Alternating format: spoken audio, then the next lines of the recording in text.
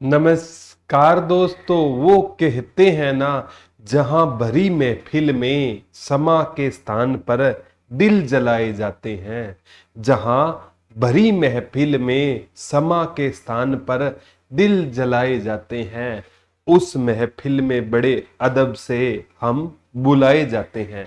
नमस्कार प्यारे बच्चों, एक बार फिर से आपका हार्दिक स्वागत है आपके अपने प्लेटफॉर्म दुरीना पे। और आज प्यारे बच्चों बड़ा ही बेहतरीन लेक्चर रहने वाला है। आज हम मध्यकालीन भारत की शुरुआत करेंगे। कल हमने एंशिएंट इंडिया कवर कर लिया था। एक क्वेश्चन भी अगर आप उसके साथ बुक पढ़ोगे ना और साथ वो देखोगे, एक क्वेश्चन भी बाहर नहीं आएगा। मैं कहता हूँ बुक बहुत जरूरी है साथ में पढ़ना। तो आज हम है ना मध्यकालीन भारत की क्या करेंगे, शुरुआत करेंगे। मध्यकालीन भारत की क्या करने वाले हैं, शुरुआत करने वाले हैं। और मध्यकालीन भारत है ना प्यारे बच्चों, ये 712 ईस्वी से लेकर ना 1707 ईस्वी तक मध्यकालीन भारत रहेगा। और मैं कहता हूँ कोई भी काम करो तो जय माँ सरस्वती का नाम लेकर शुरू किया करो, डेफिनेटली अच्छा होगा। ये सारी चीजें होंगी। 712 ईस्वी में ना किसका आक्रमण होगा, मोहम्मद बिन कासिम का आक्रमण होगा सिंध के राजा दाहिर पर। वो सारी चीजें पढ़ेंगे। और 1707 में किसकी मृत्यु होगी, औरंगजेब की मृत्यु के साथ कहते हैं मध्यकालीन भारत पूरा हो जाएगा। और उसके बाद आधुनिक भारत आएगा। तो 712 में मोहम्मद बिन कासिम का आक्रमण होगा और 1707 में औरंगजेब की क्या हो जाएगी, मृत्यु हो जाएगी। पहले ये मोहम्मद बिन कासिम है ना, ये क्या था, अरब आक्रमणकारी था। क्या, कौन सा आक्रमणकारी था, अरब आक्रमणकारी होता था। और अरब आक्रमणकारी है ना प्यारे बच्चों, इन्होंने भारत पर क्यों आक्रमण किया, ये इतिहास पढ़ना बहुत जरूरी है। संतू राम, राम राम जी, उषा जी, कुलदीप जी, भारती जी, रिशु जी, संदीप जी, सभी को राम राम। मनदीप जी, सभी को राम राम, नमस्ते। तो आज मध्यकालीन भारत की शुरुआत करेंगे, बड़े डिटेल से पढ़ेंगे। 712 से 1707 ईस्वी तक ये राजा है ना, एक एक उंगलियों पर याद करवा दूंगा जब तक आप लास्ट मतलब तक जाओगे, ठीक है। तो कोई दूसरे सर है ना, वो कहाँ से करवाते हैं मध्यकालीन भारत, वो मुगलों से आगे करवाते हैं। और मैं पहले मुगलों तक तो करवाऊं, मुगलों से आगे आप सर का देख लेना, कोई दिक्कत है नहीं है। भारती जी आप कहोगे तो मैं करवा दूंगा, आपको जो अच्छा लगे ना वहां से पढ़ लो, कोई दिक्कत नहीं है। 1% भी दिक्कत लेने की जरूरतें नहीं है। तो मोहम्मद बिन कासिम 712 से लेकर 1707 तक रहेगा। अब प्यारे बच्चों पहले है ना, आपको अरब आक्रमण पढ़ने से पहले ना, क्योंकि अरब आक्रमणकारी पढ़ने से पहले आपको इस्लाम के बारे में पता होना चाहिए। क्या पहले से ही अरब आक्रमणकारी भारत पर आक्रमण करते थे, क्या भारत और अरबों के संबंध शुरू से ही ऐसे थे, सारी चीजें पढ़ेंगे। पहले प्यारे बच्चों अरब आक्रमणकारी मुस्लिम थे, तो हमें एक मुस्लिम है तो कोई साम्राज्य होगा, इस्लामिक साम्राज्य के बारे में पढ़ना होगा। गजेंद्र सर मैं ठीक हूँ। और इस्लामिक साम्राज्य पढ़ने से पहले Manisha ji good afternoon, last में कमेंट दूंगा बिमला जी आप सभी के, ठीक है। सबसे पहले ना हमें किसके बारे में पढ़ना होगा, इस्लाम के बारे में पढ़ना होगा। इस्लाम, इस्लाम का अर्थ क्या होता है, इस्लाम का अर्थ होता है प्यारे बच्चों पवित्रता। क्या होता है, पवित्रता। पवित्रता, पवित्रता किसका अर्थ होता है, इस्लाम का अर्थ होता है। और जो प्यारे बच्चों इस्लाम धर्म को मानने वाले क्या कहलाते हैं, मुसलमान कहलाते हैं। जो इस्लाम, मुसलमान कौन होते हैं, जो किस धर्म को मानते हैं, इस्लाम को मानने वाले, इस्लाम धर्म को मानने वाले क्या कहलाते हैं, मुसलमान कहलाते हैं। और मुसलमान कौन होते हैं, जिसका पुख्ता ईमान हो, जिसका ईमान कैसा हो, जिसका ईमान क्या हो, पुख्ता हो, वो क्या कहलाते हैं, मुसलमान कहलाते हैं। और इनका ना जो कुरान है ना, वो पवित्र ग्रंथ होता है। कुरान है ना, इनका क्या होता है, पवित्र ग्रंथ होता है। और कहते हैं एक सच्चे मुसलमान को ना दिन में कितने बार नमाज पढ़नी चाहिए, 5 बार नमाज पढ़नी चाहिए। ये भी आगामी एग्जाम में आ सकता है। एक सच्चे मुसलमान को कितनी बार नमाज पढ़नी चाहिए, तो एक सच्चे मुसलमान को, एक सच्चे मुसलमान को, मान को दिन में कितने बार नमाज पढ़नी चाहिए, 5 बार क्या पढ़नी चाहिए, नमाज पढ़नी चाहिए। एक सच्चे मुसलमान को दिन में कितनी बार नमाज पढ़नी चाहिए? 5 बार दिन में एक सच्चे मुसलमान को क्या पढ़नी चाहिए? नमाज पढ़नी चाहिए। ये आगामी एग्जाम में ये आपसे डायरेक्ट पूछा जाएगा, ये पेपर में आए थे। और जो इनके प्रवर्तक थे ना, वो के मतलब सबसे इंपॉर्टेंट है कि इस्लाम को शुरू करने वाले कौन होते थे? पैगंबर मोहम्मद साहब होते थे। ठीक है, कौन होते थे इनके प्रवर्तक? पैगंबर मोहम्मद साहब ने इस्लाम धर्म की शुरुआत की थी, पैगंबर मोहम्मद साहब। तो सबसे पहले प्यारे बच्चों आपको पैगंबर मोहम्मद साहब के बारे में पढ़ना है। इस्लाम का अर्थ होता है पवित्रता होता है, और मुसलमान को, इस्लाम धर्म को मानने वाले क्या कहलाते हैं? मुसलमान कहलाते हैं। मुसलमान कौन होता है? जिसका ईमान पुख्ता हो, पवित्र ग्रंथ कुरान है। सच्चे मुसलमान को 5 बार क्या पढ़नी चाहिए? नमाज पढ़नी चाहिए। और इस्लाम धर्म का जो उदय करने वाले कौन होते थे? पैगंबर मोहम्मद साहब होते थे। और मतलब इस्लाम का अर्थ पवित्रता न आए तो विनम्रता आ सकता है, विनम्रता है। ठीक है, पवित्रता या विनम्रता इस्लाम का क्या होती है? अर्थ होती है। अब है ना, कुरान सबसे इंपॉर्टेंट है, इनका ईमान क्या हो? पुख्ता हो। ठीक है, एक सच्चे मुसलमान को दिन में 5 बार नमाज पढ़नी चाहिए। पवित्र ग्रंथ कुरान है, जिसका ईमान पुख्ता हो, जिसका ईमान क्या हो? सच्चा हो, वो क्या कहलाता है? एक सच्चा मुसलमान वो है जिसका ईमान क्या हो? पुख्ता हो। मनीषा जी, नेक्स्ट क्वेश्चन की ओर बढ़ते हैं प्यारे बच्चों। अब हमें पढ़ना है किसके बारे में? पैगंबर मोहम्मद साहब के बारे में पढ़ना है, क्योंकि इन्हीं से इस्लाम का उदय होगा, पैगंबर मोहम्मद साहब। तो प्यारे बच्चों कहते हैं पैगंबर मोहम्मद साहब का जन्म है ना 570 ईस्वी में ना, पैगंबर मोहम्मद साहब का जन्म कहां पर हुआ? मक्का में हुआ। ठीक है, मक्का गुरुजी कहां पर रहेगा? सऊदी अरब में रहेगा। कहां पर रहेगा? सऊदी अरब में ना 570 ईस्वी में किसका जन्म होता है? पैगंबर मोहम्मद साहब का जन्म कब हुआ? 570 ईस्वी में मक्का में पैगंबर मोहम्मद साहब का क्या हुआ था? जन्म हुआ था। और कहते हैं प्यारे बच्चों इनके पिता का नाम है ना, क्या होता था? पैगंबर मोहम्मद साहब के पिता का नाम क्या होता था? ठीक है, पैगंबर मोहम्मद साहब के पिता का नाम प्यारे बच्चों अब्दुल्ला होता था। क्या होता था? अब्दुल्ला होता था। इनकी माता जी का नाम क्या होता था? तो माता जी का नाम क्या होता था? अमीना होता था। क्या होता था? अमीना होता था। और इनकी ना पत्नी, अगर पत्नी का नाम पूछे ना, इन्होंने एक कहते हैं विधवा से शादी कर ली थी, और उनका नाम क्या होता था? खादीजा होता था। क्या होता था? खादीजा इनकी पत्नी होती थी। और इनका एक बेटी हुई थी जिसका नाम क्या होता था? फातिमा। तो फातिमा इनकी क्या होती थी?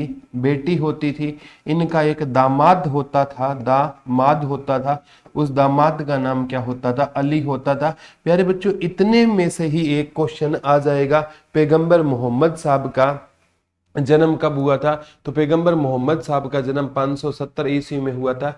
ऋषु ऐसी गुड़िया कोई बात नहीं है। अभी आप मान के चलो, अभी मतलब ये कहा जा रहा है ना कि अगस्त से पहले एग्जाम नहीं होगा। ठीक है, अभी मैं आपसे कहता हूँ प्यारे बच्चों, जून, जैसे जून के हिसाब से ही अगर आप सिलेबस करते हो ना, तो जैसे एग्जाम अलग थोड़ा आगे जाता है तो और डिटेल से आपको पढ़ लोगे। आप जैसे रीजनिंग की क्लास की बात कर रहे हो, ठीक है, सर की मैडम की तबीयत बहुत ज्यादा खराब है, ठीक है, इसलिए वो सर क्लास है नहीं ले पा रहे हैं रीजनिंग का। इसीलिए अमित सर का मैंने सारा का सारा ऋषु जी अपलोड करवा दिया, पूरा का पूरा रीजनिंग का बैच है ना, बहुत अच्छे टीचर अपलोड करवा दिया है। ठीक है, अगर आप बायो की बात करें, सर की खुद की शादी है तो सर वहां पर गए हुए हैं घूमने के लिए। अब मैं उनको कैसे बोल दूं, इस दौरान तो नहीं बोल सकते ना।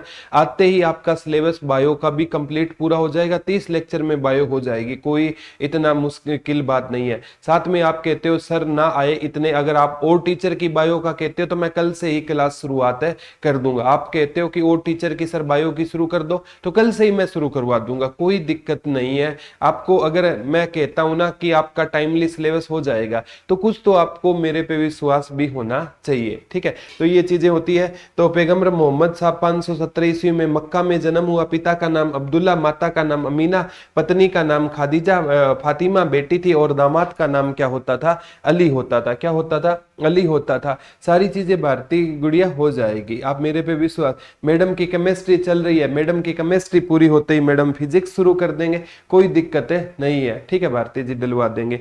अब कहते हैं पैगंबर मोहम्मद साहब को ना अल्लाह का संदेश कब मिला या ज्ञान की प्राप्ति कब हुई? तो 610 ईस्वी में ना पैगंबर मोहम्मद साहब को ज्ञान की क्या हो जाती है, प्राप्ति हो जाती है। कितने साल की उम्र में? 40 वर्ष की उम्र में। हम तो कहते हैं ज्ञान की प्राप्ति और मुसलमान कहते हैं अल्लाह का संदेश मिला। तो पैगंबर मोहम्मद साहब को अल्लाह का संदेश कब मिला? 610 ईस्वी में इन्हें अल्लाह का क्या मिला था? संदेश मिला था। और उसके बाद है ना कहते हैं प्यारे बच्चों, अल्लाह का संदेश इनको कहां पर मिला था? हीरा नामक पहाड़ी पर मिला था। हीरा नामक पहाड़ी पर इनको अल्लाह का क्या मिला था? संदेश। और 622 ईस्वी में ना इन्होंने कौन सा संवत चलाया था? हिजरी संवत चलाया था। कौन सा संवत चलाया था? ये पेपर में रट लेना। इन्होंने हिजरी संवत कब चलाया था? 622 ईस्वी में। और जब इन्होंने हिजरी संवत चलाया था ना, तो ये मक्का से कहां चले गए थे? मदीना चले गए थे। मक्का से कहां चले गए थे? हिजरी संवत चलाया तो मक्का से ये मदीना चले गए थे। ये एग्जाम में अरे थैंक यू की कोई बात नहीं है रिशु जी, नेहा जी, नोटिफिकेशन आने के आप पर लाइव क्लास गए। अरे कोई दिक्कत नहीं, लाइव क्लास बाद में अपलोड हो जाएगी, ठीक है। तो ये याद कर लेना, 622 में इन्होंने हिजरी संवत चलाया और मक्का से मदीना चले गए। और कहते हैं 632 ईस्वी में ना पैगंबर मोहम्मद साहब का इंतकाल हो गया। हम तो कहते हैं देहांत हो गया और मुसलमान लोग कहते हैं इंतकाल हो गया। दोबारा बताता हूं, पैगंबर मोहम्मद साहब का 570 ईस्वी में पैगंबर मोहम्मद साहब का क्या हुआ था? जन्म हुआ था, मक्का में जन्म हुआ था। 610 ईस्वी में उन्हें ज्ञान की प्राप्ति हुई, अल्लाह का संदेश मिला। 622 ईस्वी में हिजरी संवत चलाया, बाद में मक्का से मदीना चले गए। और 632 ईस्वी में इंतकाल हो गया, यानी मृत्यु हो गई। उनके पिता का नाम अब्दुल्ला होता था, माता जी का नाम अमीना होता था। पत्नी एक विधवा थी, खादीजा से शादी कर ली थी। और बेटी हुई जिसका नाम फातिमा होता था, अली दामाद होता था। अब आप सोच कर देखो प्यारे बच्चों, पैगंबर मोहम्मद साहब ने उस टाइम है ना किससे शादी कर ली थी? एक विधवा से शादी कर ली थी। और आज हम है ना किसी विधवा से शादी करते हैं ना, आज भी समाज में उसको बुरा माना जाता है। और पैगंबर तभी तो कोई प्यारे बच्चों मतलब इतने बड़े पद पर पहुंचे हैं। बड़े पद पर पहुंचने के लिए ना खुद को आग में झोंकना पड़ता है, यूं बुलंदी किसी को नहीं मिलती है, ये याद कर लेना, ठीक है। तो ये आगामी एग्जाम में जरूर, आगामी एग्जाम में ये आएगा, इतना याद कर लेना। अब कहते हैं प्यारे बच्चों, सबसे इंपॉर्टेंट बात, ये क्वेश्चन आता है, इस्लाम का उदय किस शताब्दी में हुआ? तो इस्लाम का उदय है ना, इस्लाम का उदय किस शताब्दी में हुआ? तो इस्लाम का उदय 7वीं शताब्दी में हुआ। ये भी क्वेश्चन आ सकता है, इस्लाम का उदय किस शताब्दी में हुआ? तो 7वीं शताब्दी में इस्लाम का उदय हुआ। और इस्लाम का उदय किस साइड से हुआ? सऊदी अरब में। मक्का और मदीना कहां पर रहेंगे? सऊदी अरब में रहेंगे। और कहते हैं ये धर्म है ना ईरान के रास्ते से ना, ईरान के रास्ते से कहां पर आया था? भारत आया था। ईरान के रास्ते से ये धर्म कहां पर आ गया था? भारत आया था। तो इस्लाम का उदय किस शताब्दी में हुआ? 7वीं शताब्दी में इस्लाम का उदय हुआ। और ये ना मतलब इस्लाम का उदय 7वीं शताब्दी में हुआ। और कहां पर हुआ? सऊदी अरब में। और ये कहां, किस रास्ते से भारत आया था? ईरान के रास्ते से। ये मोई जी नमस्ते, ईरान के रास्ते से इस्लाम भारत आया था, ये एग्जाम में पूछा गया था। और ये एक ही ईश्वर में, इस्लाम को मानने वाले कहते हैं प्यारे बच्चों एक ही ईश्वर में विश्वास रखते हैं। इस्लाम को मानने वाले एक ही ईश्वर में क्या रखते हैं? विश्वास रखते हैं, जिसे क्या कहा जाता है? अल्लाह कहा जाता है। क्या कहा जाता है? इस्लाम को मानने वाले एक ही ईश्वर में क्या रखते हैं? विश्वास। ये पूछा गया था, ठीक है।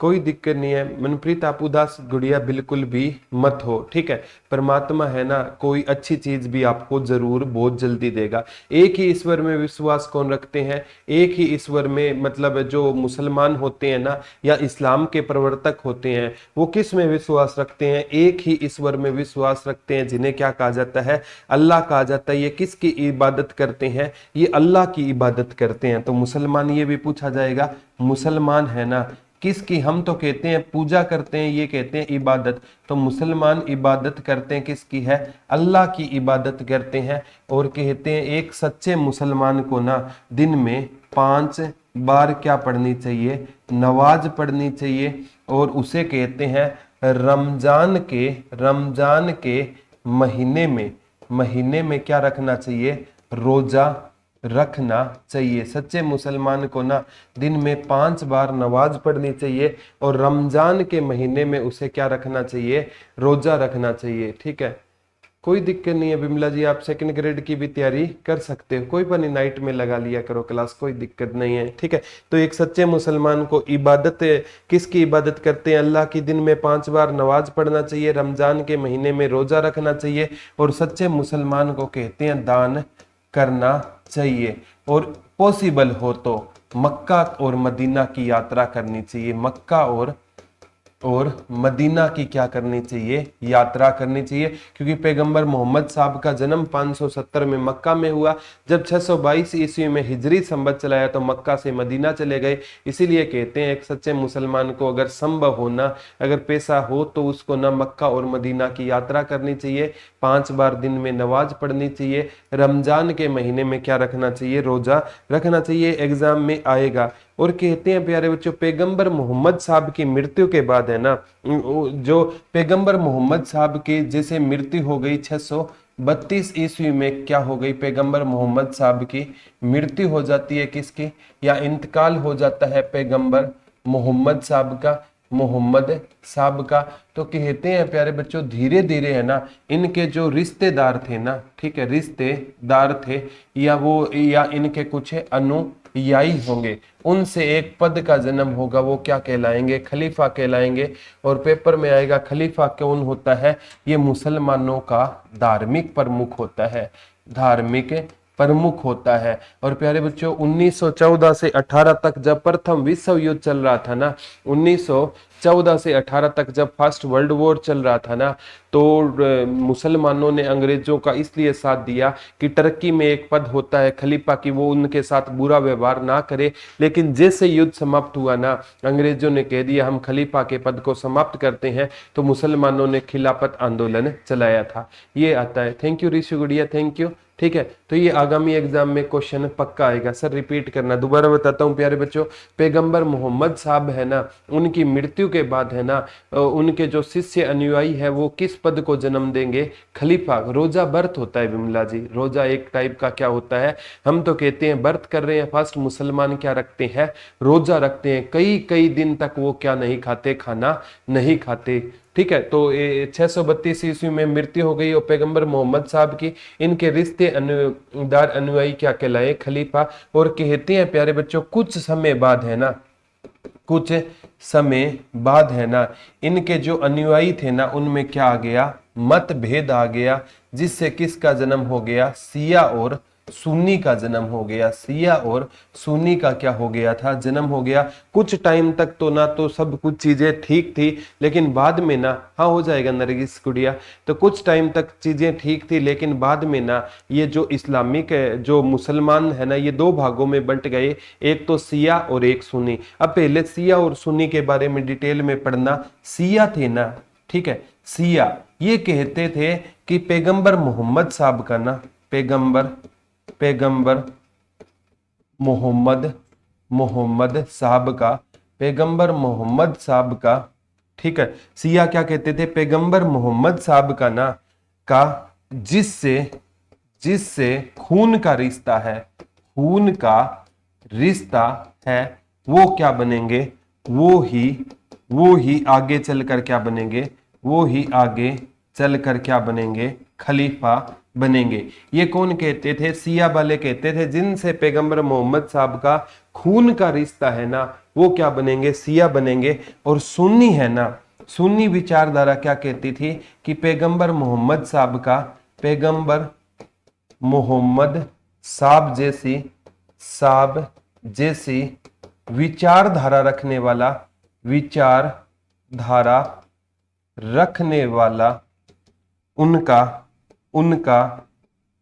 अनुयायी भी क्या बन सकता है? भी खलीफा बन सकता है। तो दोनों में अंतर है प्यारे बच्चों। सिया कहते थे कि जिनसे पैगंबर मोहम्मद साहब का खून का रिश्ता होगा, तो खून का रिश्ता उन्होंने अपनी बेटी की शादी अली से की थी, तो इस कैटेगरी में पहला खलीफा सिया में कौन बनेगा, अली बनेगा। और सुन्नी में पहला खलीफा कौन बनेगा, अबू बकर बनेगा। कौन बनेगा, अबू बकर बनेगा। तो दोनों में अंतर है, ठीक है, सिया और सुन्नी। आज भी प्यारे बच्चों जैसे भारत में ना जितने भी मुसलमान शासकों ने दिल्ली सल्तनत के अंतर्गत या बाद में शासन किया था ना, वो सारे के सारे लगभग क्या थे, सुन्नी मुसलमान थे। एक भारत में सैयद वंश आया था, सैयद वंश आया था, सैयद वंश।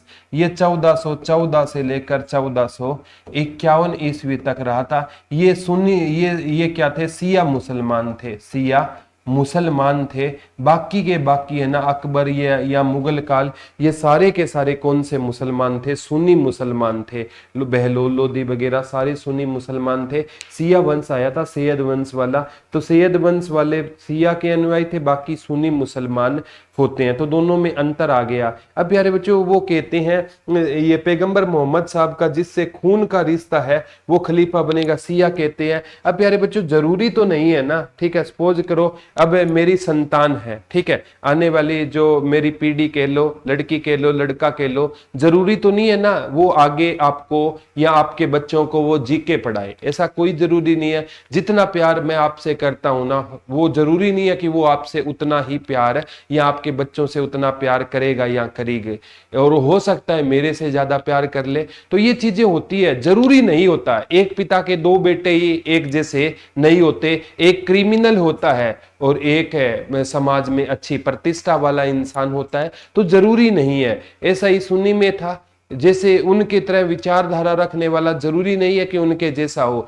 तो प्यारे बच्चों धीरे धीरे है ना सिया और सुन्नी में विवाद बढ़ता जाएगा। नरगिस गुड़िया बताता हूं, पैगंबर मोहम्मद साहब की 632 ईस्वी में मृत्यु हो गई और उनके अनुयायी के, अल्लाह मैं साइड में हो जाता हूं, पैगंबर मोहम्मद साहब की 632 ईस्वी में मृत्यु हो गई। उसके बाद उनके अनुयायी है ना वो क्या कहलाए, खलीफा कहलाए। और उनके रिश्तेदारों अनुयायियों में झगड़ा हो गया, एक तरफ सिया हो गए और एक तरफ क्या हो गए, सुन्नी हो गए। सिया है ना वो कहते थे जे पैगंबर मोहम्मद साहब से जिनका खून का रिश्ता है वो खलीफा बनेंगे, और सुन्नी कहते थे पैगंबर मोहम्मद साहब जैसी कोई सोच रखने वाला या उनका उपयुक्त अनुयायी क्या बन सकता है, खलीफा बन सकता है, ठीक है। और सिया कैटेगरी में पहला खलीफा अली बना था और सुन्नी कैटेगरी में अबू बकर बना था। ये एग्जाम में आपसे क्वेश्चन आएगा। अब कहते हैं 632 से लेकर ना 661 तक हमें 4 खलीफाओं का वर्णन मिलता है।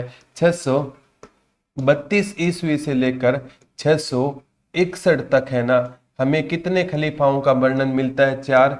एक का नाम होता अबू बकर था, एक का नाम था उमर था, एक का नाम अली होता था और एक का नाम उस्मान होता था, उस्मान।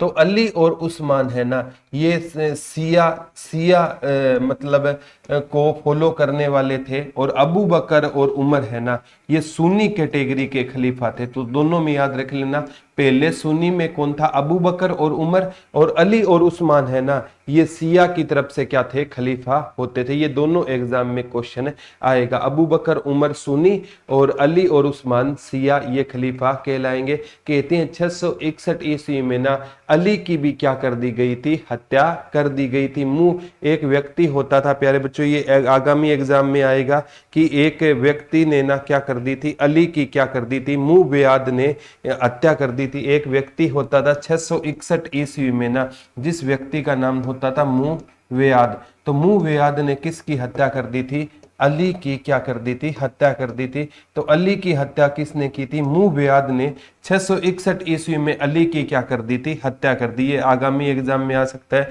661 ईस्वी में ना मुंह बेयाद ने किसकी हत्या कर दी थी, अली की हत्या किसने कर दी थी, मुंह बेयाद ने 661 ईस्वी में किसकी हत्या कर दी थी, अली की हत्या कर दी।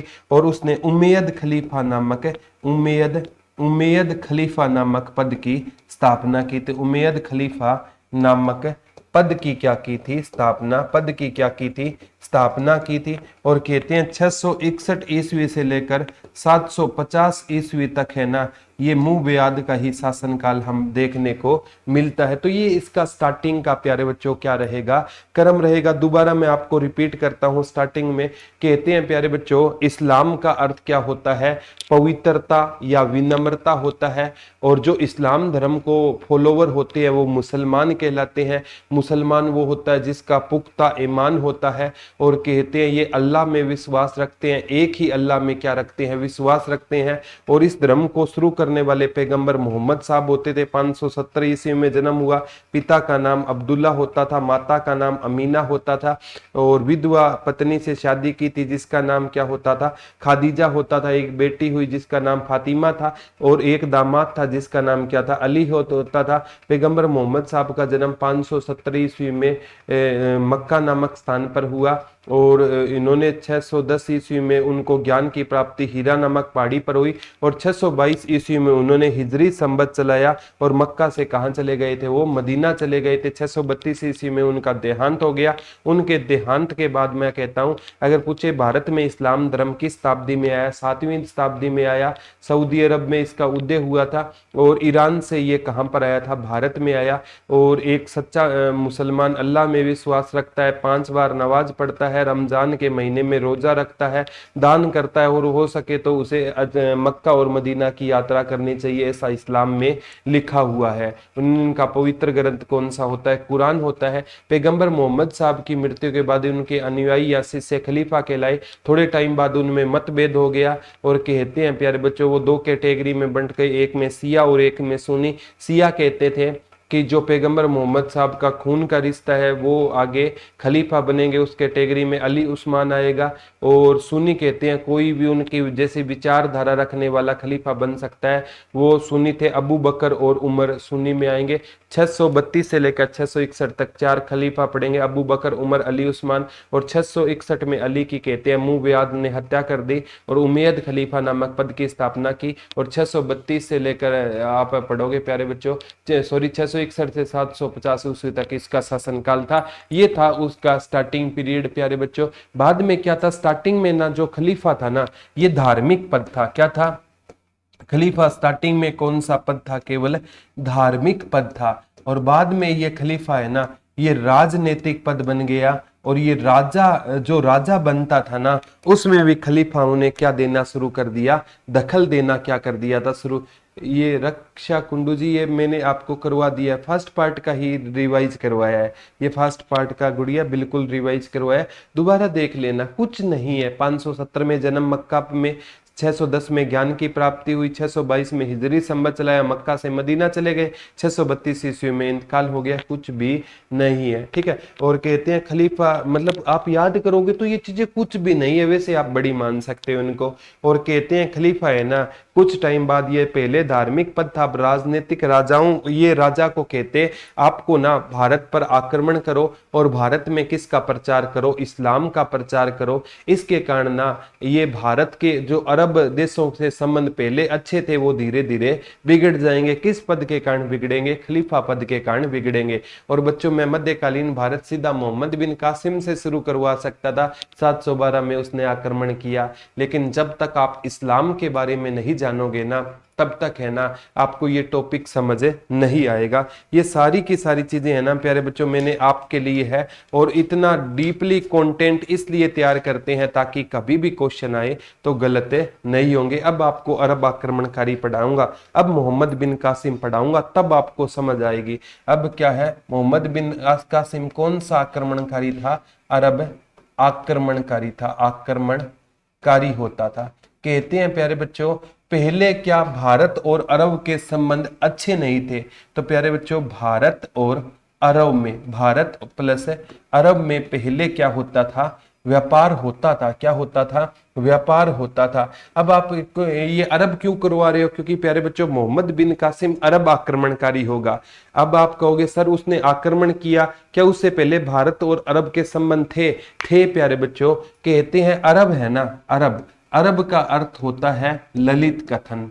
क्या होता है, ललित कथन। आप अरबियों की भाषा है ना वो सुनोगे ना, उनमें कौन सा गुण है, प्रसाद गुण विद्यमान है। या आप अरबियों को सुनोगे ना आपको ये लगेगा कि आप उनको सुनते जाओ, ठीक है। उनकी भाषा में कौन सा कथन विद्यमान होता है, ललित कथन। उनमें क्या होता है, उनकी भाषा अच्छी होती है, ठीक है, उनको सुनने का दिल करता है। तो शुरू में ना हम वैसे ही कहते हैं वास्को डी गामा ने भारत को खोजा, अरे भारत आने वाला समुद्री रास्ता खोजा था। अरबों ने पहले भी भारत के अरबों के साथ संबंध अच्छे थे, हम 1498 में पढ़ते हैं अरबों के संबंध भारत के साथ अच्छे होते थे। तो कहते हैं अरब में जो जमीन थी ना प्यारे बच्चों वो उपजाऊ नहीं थी, क्या नहीं थी, उपजाऊ नहीं थी। तो अरब किस पर डिपेंड होते थे, तो अरब वाले क्या किस पर डिपेंड होते थे, भारत में। ये अरब वाले व्यापार पर डिपेंड होते थे, तो ये भारत में क्या करते थे, व्यापार करते थे। और भारत से ये चीजों को ना लेकर कहाँ पर बेचते थे, भारत से चीजें लाकर ये शाम देश में, शाम देश अफ्रीका को बोला जाता है, शाम देश अफ्रीका को बोला जाता है, शाम देश में बेचा करते थे, यूरोप में बेचा करते थे, मिस्र में बेचा करते थे। भारत से चीजें है ना ये मतलब भारत में भी हालांकि कुछ चीजें लाते थे, भारत में शराब ये लेकर आए, अरबी घोड़ा लेकर आए, खजूर लेकर आए, लेकिन भारत से आप हाथी दांत पढ़ोगे, कपूर पढ़ोगे, काली मिर्च पढ़ोगे, ये सारे भारत से लेकर जाते थे। तो ये पहले भारत और अरबों के संबंध क्या थे, अच्छे। लेकिन ये खलीफा पद है ना ये भारत के अरबों से संबंध बिगाड़ देगा। तो ये चीजें हैं प्यारे बच्चों, पहले अरब के बारे में आपको जानकारी होने चाहिए। तो प्यारे बच्चों अच्छे से पढ़ोगे ना माँ सरस्वती आपका जरूर क्या देगी, साथ देगी। कहते हैं प्यारे बच्चों ये भारत से क्या किन किन चीजों का व्यापार करते थे, ये भारत से क्या लेकर जाते थे, चंदन की लकड़ी, चंदन की लकड़ी भारत से लेकर जाते थे। कपूर हो गया, कपूर हो गया, ठीक है, सुगंधित कपूर हो गया, हाथी दांत हो गया, कौन सा दांत हो गया, हाथी दांत हो गया, ठीक है, और हीरा हो गया, हीरा हो गया, चंदन की लकड़ी हो गई, सुगंधित सुगंधित सुगंधित लकड़ी हो गई, लकड़ी हो गई, काली मिर्च हो गई, काली मिर्च हो गई, ये लौंग हो गई, ठीक है। ये ना भारत से क्या करते थे, ये मतलब खरीदते थे और इनको कहाँ पर ले जाकर बेचा करते थे, मिस्र में बेचा करते थे, शाम देश में बेचा करते थे, शाम देश जिसे अफ्रीका कहते हैं, या आप यूरोप कंट्रियों में बेचा करते थे। तो भारत से ये क्या किया करते थे, जय मां सरस्वती नीतू जी, ये भारत से क्या किया करते थे, व्यापार करने का काम किया करते थे। ये आगामी एग्जाम में आएगा, मसालों का, और ये व्यापार करते थे। और भारत में ना शराब, तलवार, खजूर, घोड़े लाते थे। भारत में क्या लेकर आते थे, शराब, खजूर, खजूर और अरबी घोड़े, और अरबी घोड़े। ये अरब कंट्री से कहां पर आता था, भारत में आता था। तो आयात और निर्यात इनका भारत और अरब कंट्री का क्या चलता था, आयात और निर्यात चलता था, बड़े अच्छे संबंध थे। लेकिन खलीफा नामक पद ने ना इन दोनों में क्या कर देंगे, क्योंकि खलीफा जब धार्मिक था तो संबंध अच्छे थे, अब राजनीतिक बन गया, खलीफा कहेगा आक्रमण करो और भारत में इस्लाम का प्रचार करो, तो दोनों के संबंधों में क्या आएगा, मतभेद आएगा। अब स्टोरी शुरू होगी प्यारे बच्चों, मोहम्मद बिन कासिम की स्टोरी शुरू होगी। कहते हैं एक व्यक्ति होता था, मोहम्मद बिन कासिम का जो दामाद होता था उसका नाम अल हजाज होता था। क्या होता था, अल हजाज होता था, अल हजाज होता था। और अल हजाज को ना खलीफा के ने स्वीकृति दे रखी थी। खलीफा से क्या प्राप्त थी, स्वीकृति प्राप्त थी। खलीफा का नाम क्या होता था, अल वदीद होता था। खलीफा उस टाइम अल वदीद होता था, उसने स्वीकृति दी थी अल हजाज को। एक बार कहते हैं अल हजाज के पास है ना, अल हजाज के पास है ना, कहते हैं श्रीलंका के शासक ने ना, श्रीलंका के शासक ने ना 8 समुद्री जहाज भेजे थे, 8 समुद्री जहाज भेजे थे, जिसमें ना सोना प्लस चांदी प्लस हीरे भरे हुए थे। और कहते हैं जैसे ये श्रीलंका से ना ये जहाज है ना, मतलब कहाँ जा रहा था, अरब कंट्रियों में जा रहा था, सिंध के रास्ते से। और उस टाइम सिंध का राजा कौन होता था, दाहिर होता था। कहते हैं सिंध के राजा दाहिर की सीमा में ना इन 8 जहाजों को समुद्री लुटेरों ने लूट लिया था। अब कहते हैं अल हजाज के पास वो जहाज आने थे, बीच में सिंध के राजा दाहिर की सीमा में उन जहाजों को लूट लिया जाता है। और कहते हैं सिंध का राजा दाहिर है ना, वो इससे क्या हो गया था, आग बबूला हो गया। क्या हो गया, इस घटना से सिंध का राजा दाहिर आग बबूला हो गया था। और उस सिंध के राजा दाहिर ने क्या कहा था प्यारे बच्चों, आग बबूला होकर ना सिंध के राजा दाहिर की सीमा में लूटे गए। तो आग बबूला सिंध का राजा दाहिर नहीं प्यारे बच्चों, अल हजाज हो गया। और अल हजाज ने सिंध के राजा दाहिर को पत्र लिखा कि आपकी सीमा में हमारे 8 समुद्री जहाज लूट लिए गए हैं, हमें अपना सोना और चांदी वापिस चाहिए। तो ये सिंध का राजा दाहिर हाथ हिला देता है कि मेरा इस समुद्री लूट से कोई लेना देना नहीं है, मैं इन चोरों को नहीं जानता। प्यारे बच्चों, ये जानता चाहे था या नहीं वो अलग बात है, लेकिन लूट इसी के एरिया में हुई थी। तो कहते हैं इसको कुछ इतिहासकार कहते हैं इसमें इसका रोल था, कुछ कहते हैं नहीं, तो उन बातों पर नहीं जाना।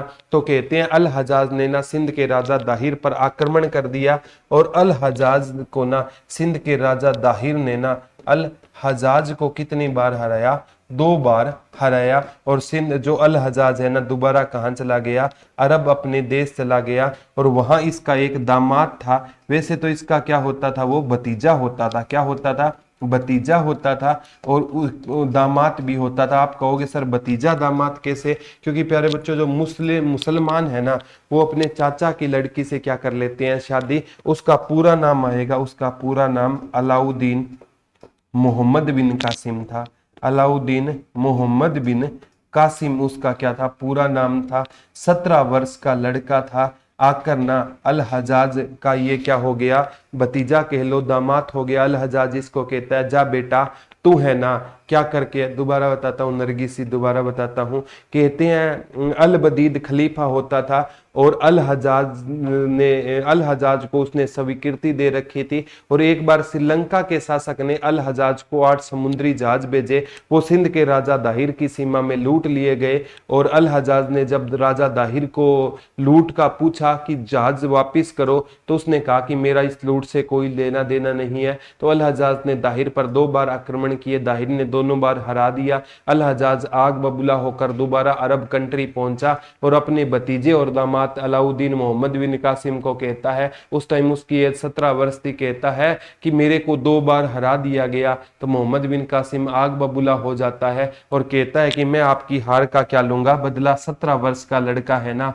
हार के बदला लेने के लिए भारत पर क्या करेगा, आक्रमण करेगा। अब यहाँ से मोहम्मद बिन कासिम की स्टोरी शुरू होगी। इतना डीप इसलिए पढ़ाया प्यारे बच्चों, कोई मर्जी एग्जाम दे देना, जहां से एक सिंगल क्वेश्चन यूपीएससी प्री तक का दे देना, कोई भी क्वेश्चन आपका गलत नहीं होगा। कोई भी वनडे एग्जाम, स्टेट एग्जाम देख लेना, अभी राजस्थान पुलिस का एग्जाम हुआ है, टोटल के टोटल जीके के क्वेश्चन आपको करवाए हुए आए हैं। कोई भी एग्जाम दे देना, कोई दिक्कत नहीं है, ठीक है। अब प्यारे बच्चों दोबारा हम आपको चलते हैं, मोहम्मद बिन कासिम पर चलते हैं। और अब आप कहोगे कि मोहम्मद बिन कासिम से क्या पहले भारत पर आक्रमण नहीं हुए थे? तो प्यारे बच्चों भारत पर पहले भी आक्रमण हुए थे। ये क्वेश्चन आया था 636-37 में ना हजरत उमर ने आक्रमण किया था। भारत पर पहला आक्रमण ना 636-37 में ना किस अरब ने किया था? किस अरब आक्रमणकारी ने भारत पर आक्रमण किया था? 636-37 में ना कहते हैं हजरत उमर ने आक्रमण किया सबसे पहले। किस, और मध्यकालीन भारत में तो करेगा मोहम्मद बिन कासिम, लेकिन सबसे पहले किस अरब आक्रमणकारी ने भारत पर आक्रमण किया? हजरत उमर ने किया, लेकिन ये सक्सेसफुल नहीं हो पाया। पहले कहते हैं प्यारे बच्चों किस एरिया पर आक्रमण हुआ करता था? सिंध एरिया पर आक्रमण हुआ करता था, मुल्तान पर होता था। जैसे देवल का एरिया आपका अफगानिस्तान में है, अफगानिस्तान में होता था। और बलूचिस्तान, इन एरिया पर ना बलूचिस्तान अरबी क्या करते थे? आक्रमण करते थे। और अरबियों का उद्देश्य भारत में किसको लूटना होता था? धन को लूटना इनका क्या होता था? प्रमुख उद्देश्य होता था। ये धन को लूट कर वहां से चले जाते थे, तो धन को लूटना इन अरबियों का क्या होता था? प्रमुख लक्ष्य हुआ करता था। और कहते हैं प्यारे बच्चों 662 में अल हैरिस और ने आक्रमण किया। 662 में किस अरब ने आक्रमण किया? अल हैरिस ने आक्रमण किया, सफल नहीं हुआ ज्यादा। बाद में अब्दुल्ला ने भी किया, ये सफल नहीं हुआ। ये क्यों करवा रहे हो प्यारे बच्चों? अगर वो पूछे भारत पर पहला आक्रमण किसने किया, किस अरबी ने किया, तो हजरत उमर ने किया। मध्यकालीन भारत पर पहला पूछे तो मोहम्मद बिन कासिम ने किया। दोनों क्वेश्चन याद होने चाहिए। अरबी कहाँ पर आक्रमण करते थे? सिंध पर करते थे, मुल्तान पर। देवल जो अफगानिस्तान का एरिया था, बलूचिस्तान पर आक्रमण करते थे, धन को लूटते थे। हजरत उमर ने 636-37 में, 662 में अल हैरिस ने और अब्दुल्ला ने भारत पर आक्रमण किया, लेकिन ज्यादा ये सफल नहीं हुए थे। अब प्यारे बच्चों मेन पॉइंट पर आते हैं, मोहम्मद बिन कासिम पर आते हैं। कहते हैं 700 देवल, ये ना देवल अफगानिस्तान 711 ईस्वी में देवल पर आक्रमण किया। मोहम्मद बिन कासिम ने ना पहला आक्रमण 712 ईस्वी में ना कर 711 ईस्वी में देवल पर किया। देवल कहां पर रहेगा? अफगानिस्तान में रहेगा। कहां पर रहेगा? अफगानिस्तान में रहेगा। कहां पर आक्रमण किया? देवल पर आक्रमण किया। कहते हैं देवल के ना मोहम्मद बिन कासिम ने पश्चिमी हिस्से पर आक्रमण किया।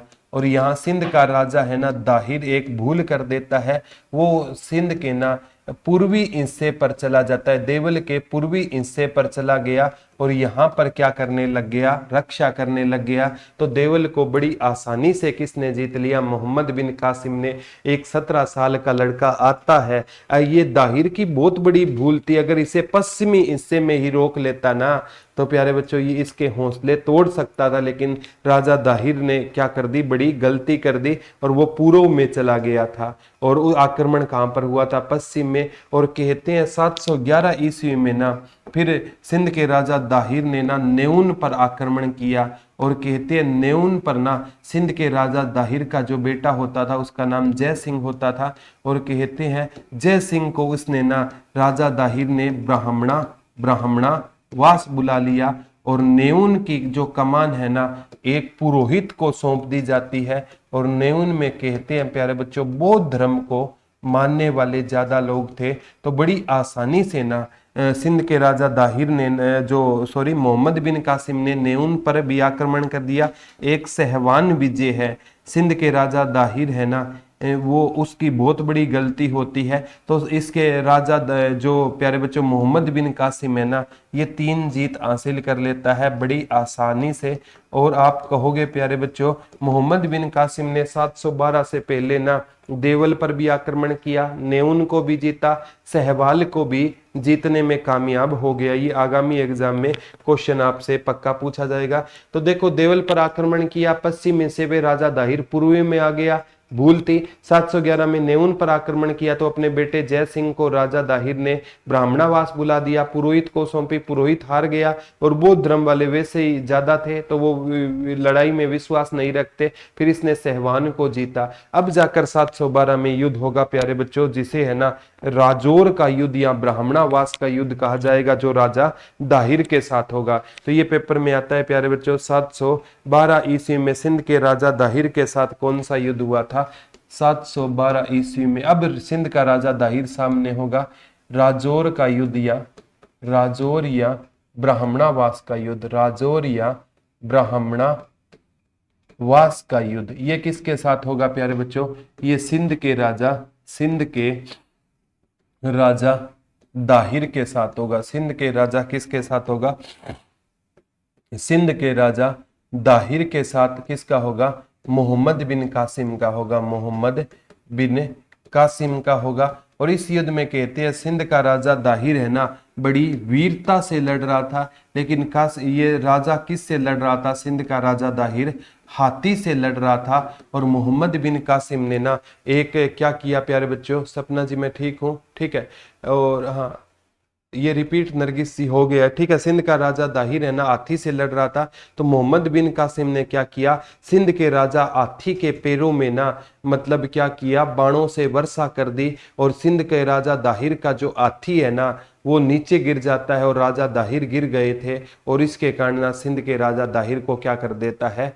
मार देता है। कौन? मोहम्मद बिन कासिम मार देता है। और यहाँ से प्यारे बच्चों भारत पर अरबों के ना विजय की असली शुरुआत होती है। पहले छोटी छोटी है, अब यहाँ राजा दाहिर की क्या हो जाती है? मृत्यु हो जाती है। और अब कहते हैं प्यारे बच्चों सबसे इंपॉर्टेंट है कि अब है ना जो सिंध का राजा दाहिर था ना उसका बेटा होता था जय सिंह होता था। और कहते हैं जय सिंह है ना जो राजौर है ना वो अपनी विधवा माँ को छोड़कर विधवा माँ के पास है, माँ के पास छोड़कर वहां से भाग जाता है। और सिंध का राजा दाहिर की तो मृत्यु हो गई, तो पत्नी क्या हो गई, विधवा हो गई।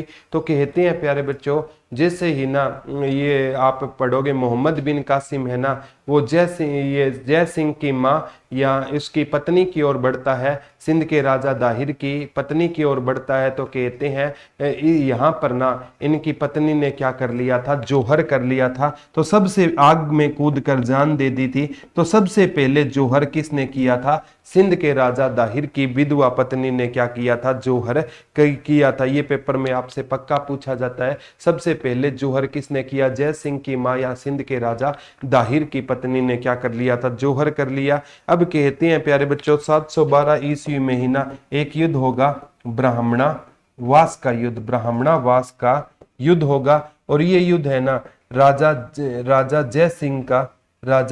जय सिंह का और किसका होगा, मोहम्मद बिन कासिम के बीच में होगा। और इस युद्ध में ना कहते हैं राजा जय सिंह बुरी तरह हार जाता है। और हालांकि मोहम्मद बिन कासिम है ना इसको मारता नहीं है और इसको क्या कह देता है कि आप है ना इस्लाम स्वीकार कर लो। तो सिंध के राजा दाहिर के बेटे जय सिंह ने ना इस्लाम स्वीकार कर लिया और बहुत से ना कहते हैं प्रजा वालों को भी कहा कि आप भी इस्लाम स्वीकार कर लो, उनसे इस्लाम स्वीकार करवा देता है। और कहते हैं इसकी ना एक जो सिंध के राजा दाहिर की एक पत्नी और थी जिसका नाम था रानी लाडो, क्या था, रानी लाडी। और रानी लाडी की दो बेटियां थी, एक का नाम होता था सूर्यो देवी होता था, एक का नाम होता था परमल देवी। कौन सी देवी, परमल देवी। इनको अपने साथ कहां ले जाता है, अरब ले जाता है। दोबारा बताता हूं प्यारे बच्चों, सबसे पहले मोहम्मद बिन कासिम 711 ईस्वी में ना यहाँ पर आक्रमण करता है, देवल पर आक्रमण करता है जो अफगानिस्तान में है। सिंध देवल के पश्चिमी हिस्से पर आक्रमण करता है, राजा दाहिर गलती कर देता है, पूर्वी हिस्से में आ जाता है और वो देवल को जीत लेता है। मोहम्मद बिन कासिम 17 साल का लड़का फिर नेउन पर आक्रमण करता है। नेउन से ना राजा जय सिंह यानी अपने बेटे को दाहिर है ना ब्राह्मणा पास बुला देता है, पुरोहित को कमान सौंपता है। नेउन में बौद्ध धर्म के मानने वाले ज्यादा थे, तो 711 में ये कासिम ने नेउन को जीत लिया, बाद में सहवास को जीता। 712 में ना मोहम्मद बिन कासिम और दाहिर का मुकाबला होगा राजौर ब्राह्मणावास के युद्ध में। राजा दाहिर वीरता से लड़ेगा लेकिन उसके हाथी के पैरों में चोट की जाती है, हाथी गिर जाता है, तो मोहम्मद बिन कासिम किसको, राजा दाहिर को मार देता है। और अब क्या होता है प्यारे बच्चों, जो राजौर होता है ना वो जय सिंह है ना अपनी माँ को, विधवा माँ को सौंप कर चला जाता है। और बाद में ना कहते हैं जैसे ही ना राजा दाहिर की विधवा पत्नी थी मोहम्मद बिन कासिम उसकी ओर आ रहा तो उसने आग में कूद कर जोहर कर लिया ताकि वो उसके साथ कुछ बुरा व्यवहार ना करे। फिर है ना ब्राह्मणावास का युद्ध होता है राजा जय सिंह और कासिम के बीच में। राजा जय सिंह मारा नहीं जाता, उसको इस्लाम स्वीकार कर लिया जाता है, वो हार जाता है। और बाद में कहते हैं कि सिंध के राजा दाहिर की एक और विधवा पत्नी थी रानी लाडी और उसकी दो बेटियां थी सूर्यो देवी और परमल देवी को अपने साथ ये अरब ले जाएगा। लेकिन कहते हैं प्यारे बच्चों 3 वंश के शासक थे, जैसे गुज्जर प्रतिहार वंश के शासक थे, गुज्जर प्रतिहार वंश के शासक थे, राष्ट्रकूट वंश के शासक होते थे और चालुक्य वंश के शासक होते थे।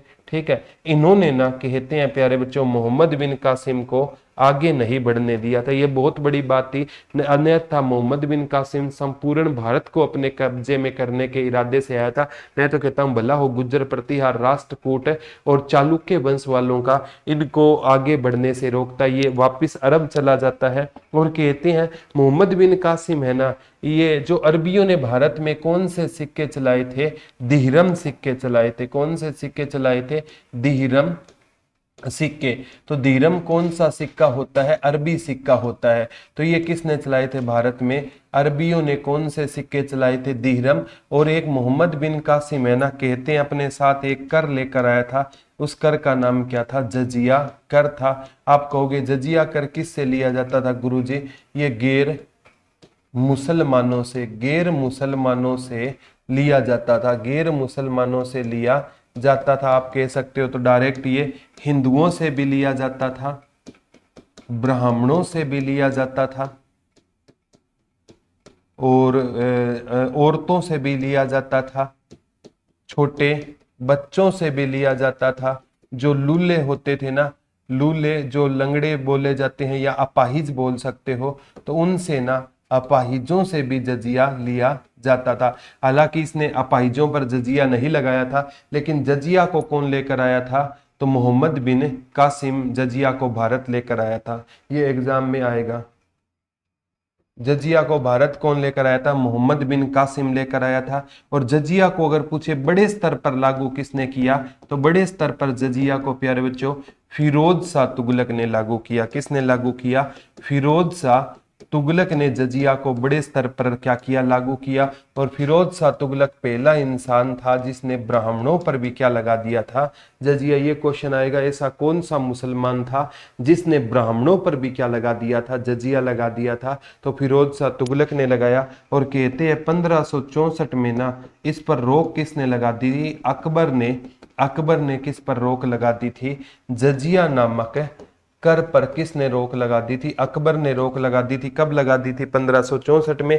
क्योंकि प्यारे बच्चों अकबर अनपढ़ था तो ये ना बस मुंह से बोल कर कह दिया जजिया बंद है, और ये मतलब कोई साइन वगैरह नहीं कर पाया क्योंकि अकबर अनपढ़ था। इसका फायदा उठाकर 1679 में कहते हैं औरंगजेब ने इसे पुनः शुरू कर दिया। औरंगजेब ने ना जजिया को क्या कर दिया? जजिया को पुनः शुरू कर दिया। तो औरंगजेब ऐसा राजा था जिसने ना जजिया को क्या कर दिया था? दोबारा शुरू कर दिया। कब? 1679 ने औरंगजेब ने दोबारा जजिया को क्या कर दिया? शुरू कर दिया। और 1719-20 में ना एक राजा होगा जिसका नाम होगा मोहम्मद शाह रंगीला। क्या नाम होगा? मोहम्मद शाह रंगीला। इसने जजिया पर क्या लगा दिया? पूर्णतः प्रतिबंध लगा दिया। यानी जजिया इसके ने पूर्णतः क्या कर दिया? समाप्त कर दिया। और कहते हैं प्यारे बच्चों जजिया को पूर्णतः समाप्त करने वाला राजा कौन था? मोहम्मद शाह रंगीला। क्योंकि ये एजुकेटेड था, इसने फरमान जारी किया, आज के बाद कहते हैं मुगल रहे ना रहे, मैं रहूं ना रहूं, लेकिन कौन सा कर नहीं रहेगा? जजिया नहीं रहेगा। तो जजिया को पूर्णतः प्रतिबंध किसने लगाया था?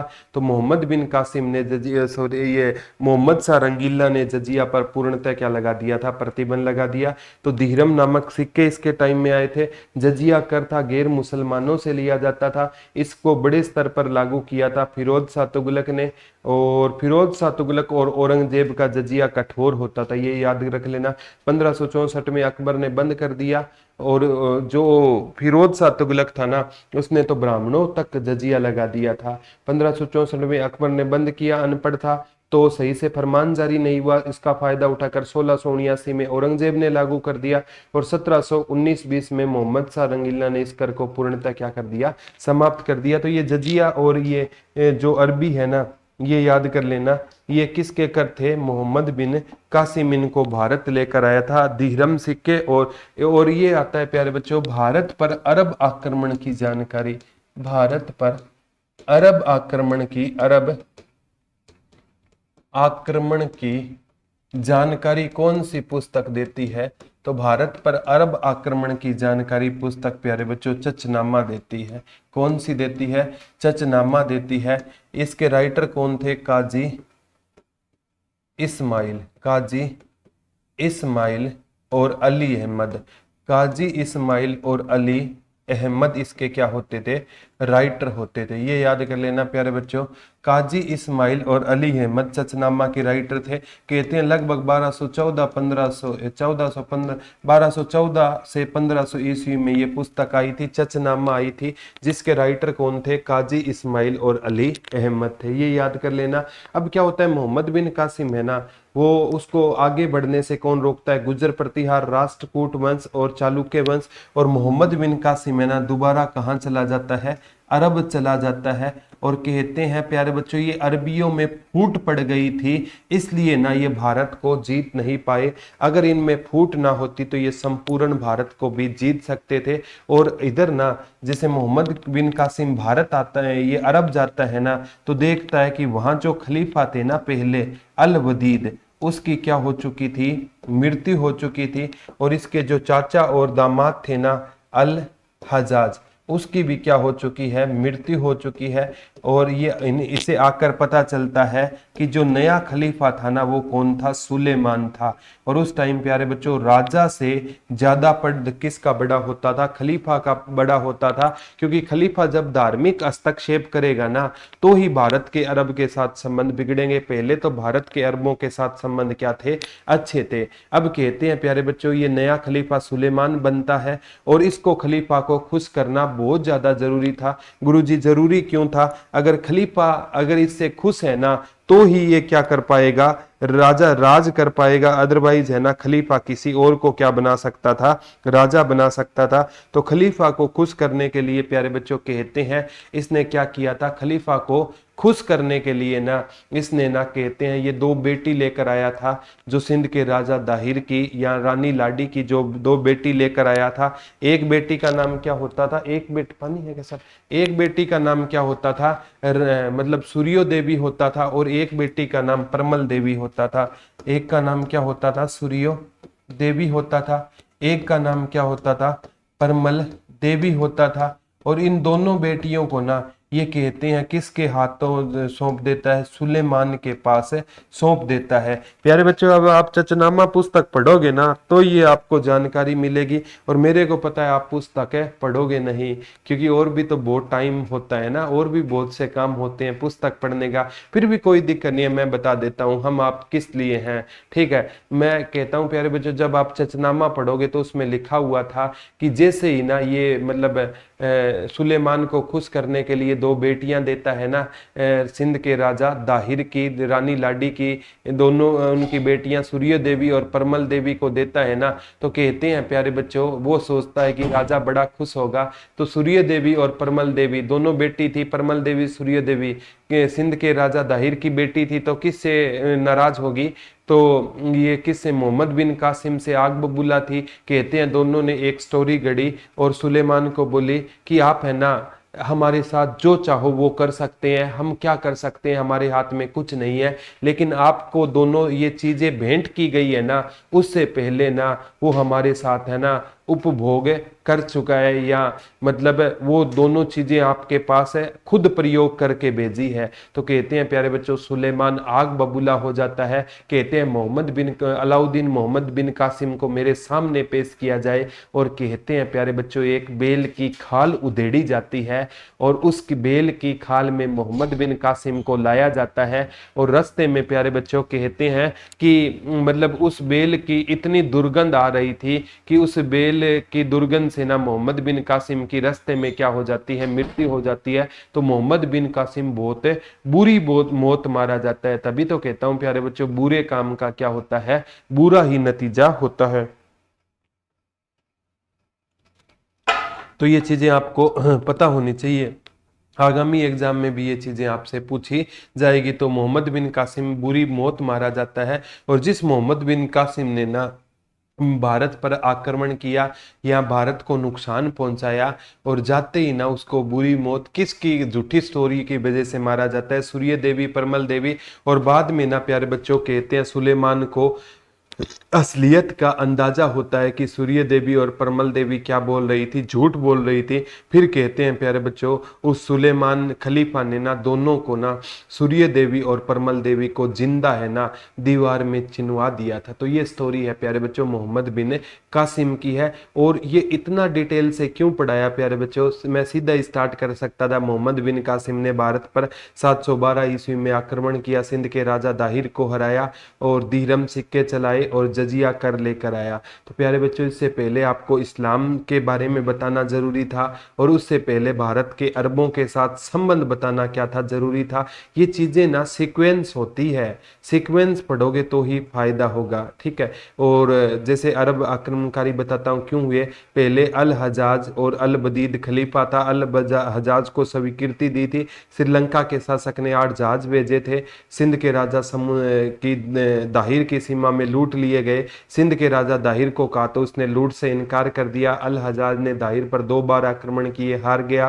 फिर वो अपने चाचा और दामाद को भेजता है अलाउद्दीन। मोहम्मद बिन कासिम 17 साल का लड़का होता है, आते ही देवल पर आक्रमण करता है। सिंध का राजा दाहिर गलती करता है, वो पूर्वी हिस्से में चला जाता है, पश्चिमी हिस्सा छोड़ देता है, तो वो जीत लेता है। फिर नेउन पर आक्रमण करता है कासिम, और नेउन पे अपने बेटे जय सिंह को ब्राह्मणावास बुला लेता है, पुरोहित को सौंप देता है। नेउन जीत गया, बाद में सहवाल जीत गया। फिर 712 में सिंध के राजा दाहिर का कासिम से सामना होता है, राजौर ब्राह्मणावास का युद्ध होता है, और उसमें राजा दाहिर वीरता से लड़ता है, लेकिन हाथी से पैरों पर चोट से हाथी गिर गया, तो कासिम ने दाहिर को मार दिया। और जो जय सिंह था वो अपनी विधवा माँ के पास राजौर छोड़कर चला गया, और कासिम राजौर की ओर बढ़ा तो राजा दाहिर की पत्नी ने जोहर कर लिया, और बाद में ना कहते हैं ब्राह्मणावास पर युद्ध किया, वहां राजा जय सिंह को हराया, और राजा जय सिंह ने इस्लाम कबूल कर लिया। और रानी लाडी जो दूसरी विधवा पत्नी थी, उसकी दो बेटी सूर्य देवी और परमल देवी को साथ ले आया। यहाँ आकर इसको रोका किसने? राष्ट्रकूट वंश गुर्जर प्रतिहार वंश वालों ने इसको रोका, भला हो उनका। और बाद में ये जाता है तो वहां देखता है अल हजाज की और खलीफा अल वदीद की मृत्यु हो जाती है। सुलेमान नया खलीफा है तो दोनों बेटियों को उसके पास भेज देता है, और दोनों बेटियां कहानियां गढ़ती है कि दोनों चीजें पहले प्रयोग कर ली गई है। तो वो दोनों उसको आग बबूला होकर सुलेमान मोहम्मद बिन कासिम को बुलाता है, बोला बेल की खाल उधेड़ कर लाओ, और उस खाल में ना मोहम्मद बिन कासिम है, दुर्गंध से अलाउद्दीन मोहम्मद बिन कासिम मारा जाता है। जानकारी चचनामा में मिलती है। सुलेमान को जब पता चलता है तो ये दोनों बेटियां गलत थी, तो परमल देवी और सूर्य को देवी को जिंदा चिनवा देता है। तो ये स्टोरी थी प्यारे बच्चों। मेरे को उम्मीद है कि ये टॉपिक आपको पूरा समझ आएगा। कासिम जजिया कर लेकर आया, जो बड़े गैर मुसलमानों से लिया जाता था, बड़े स्तर पर फिरोज शाह तुगलक ने लागू किया, अकबर ने एक बार बंद किया, औरंगजेब ने शुरू किया, और मोहम्मद शाह रंगीला ने इसको पूर्णतः समाप्त कर दिया। ये था आज का टॉपिक, धीरम नामक सिक्के चलाए। और आज का टॉपिक कैसा लगा हर एक बच्चा ना जाते जाते कमेंट करके जरूर बताना प्यारे बच्चों, क्योंकि मैं मानता हूँ कोई भी टीचर अच्छा नहीं होता, उसके नन्हे नन्हे प्यारे प्यारे बच्चे है ना उसको अच्छा बनाते हैं। तो कोई भी चीज़ समझ ना आए ना तो आप बता दिया करो। और प्यारे बच्चों मतलब कल है ना, हो सकता है मेरे को बिहार जाना पड़े, तो 2 दिन मैं आपको 2 या 3 दिन रिकॉर्डेड क्लास वहां से भी ले दूंगा। वहां पर नेट की दिक्कत है, शायद लाइव ना हो पाऊँ, तो 2 से 3 दिन हो सकता है मेरी क्लास आपको रिकॉर्डिंग मिले, लेकिन क्लास आपको जरूर मिलेगी। मैं कहीं भी हूँ ना, लेकिन आपका ध्यान है ना, आप मेरे दिल में बसते हो, और जो दिल में बसते हैं ना उनको कभी भुलाया नहीं जाता। ठीक है, तो आज के लिए इतना ही है। कल आपसे दोबारा रूबरू होंगे, तब तक के लिए हंसते रहिए, मुस्कुराते रहिए, अपना और अपनों का ध्यान रखिए, और किसी भी हालत में एजुकेशन को बंद मत होने देना, क्योंकि ये दुनिया खैरियत नहीं हैसियत पूछती है। धन्यवाद दोस्तों, जय हिंद, जय भारत, लव यू ऑल।